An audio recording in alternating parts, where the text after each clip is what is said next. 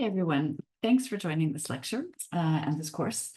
I'm Virve Vihman, I'm a psycholinguist, and in this course I spoke about language attrition in the mind of the individual speaker, whereas most of the lectures focused on community level language attrition.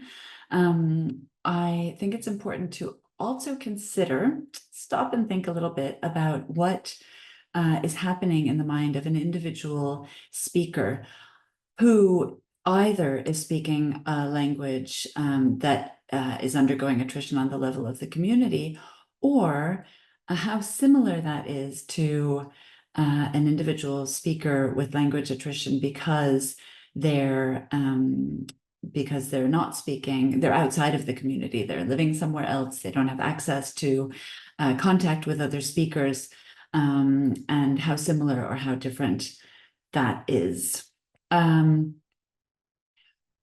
When we think about losing proficiency in a language, we are normally thinking about a second language or an additional language that we've learned at some point during our lives in school or elsewhere. We don't normally think about our first language being at all vulnerable to attrition. But actually it does happen, and there's a whole field of research around this. And language attrition, if it's happening on an individual level, it can affect skills, language skills and fluency. That's sort of on the level of performance, language usage. And it can also affect language knowledge. So what's traditionally been referred to as competence. And there's an interaction between the two, and actually they're very intimately connected. And of course, that can lead to a question of loss of confidence in the linguistic knowledge that we have. We think about our native language being something that we have, that we've fully acquired, but that's not impervious to change. So this can happen if somebody moves away from the context where they learned the language or where the language is spoken. It can also happen in a variety of different contexts. Bilingualism there are many different forms of bilingualism. You can have somebody who grows up learning two languages in the home, in the community, or only in the home.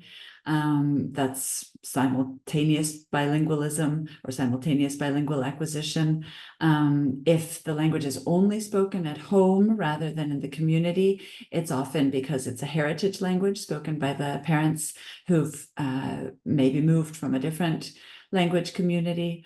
We speak about incomplete acquisition if somebody was immersed in a language context, and then at some point before attaining adult-like language knowledge and use, they moved away or for whatever reason lost contact with that language.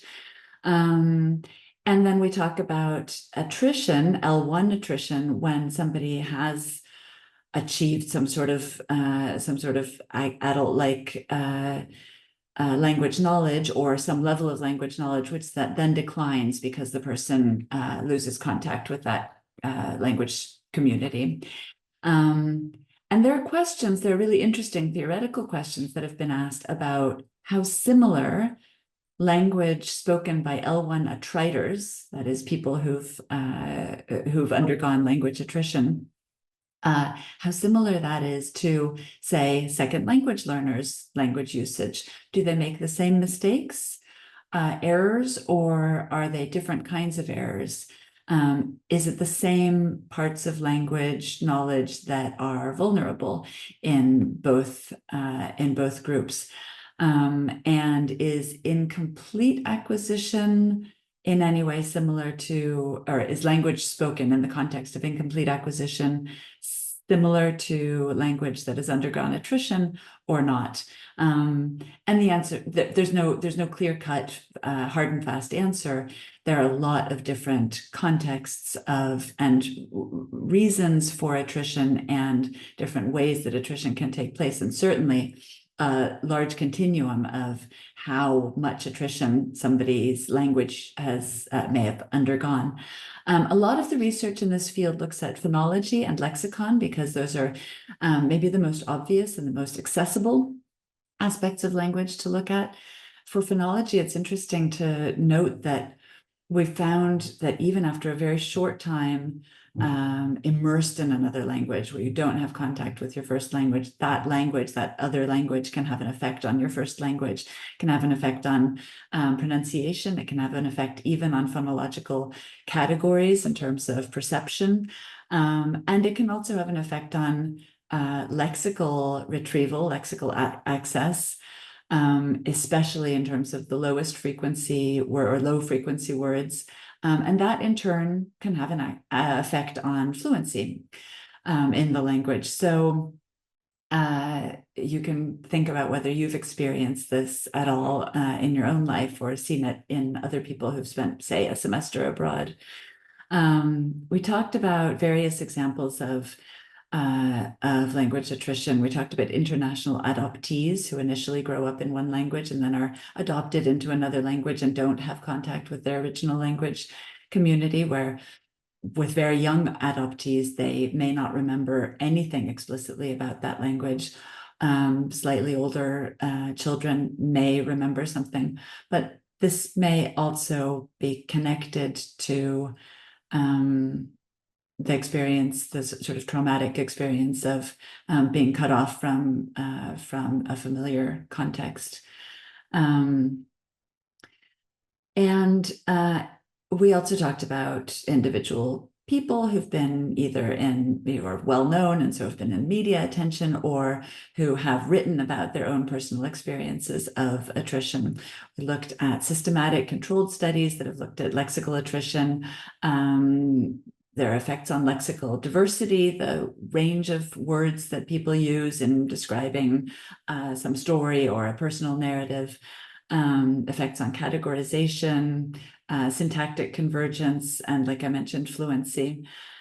So I would really like to encourage you to think, as you look at my slides and as you maybe pursue more research in this field, to think about your own life and people you know, and what it means both on a theoretical level that we can lose access to certain aspects of even our native language, as well as on a personal level, that all the languages that we've learned, that we use, that we know, influence each other in some ways, or can influence each other in our minds.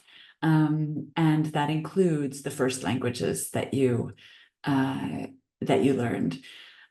So I hope you enjoyed this. I hope you're inspired to investigate more. And thanks again for joining the video. Bye-bye.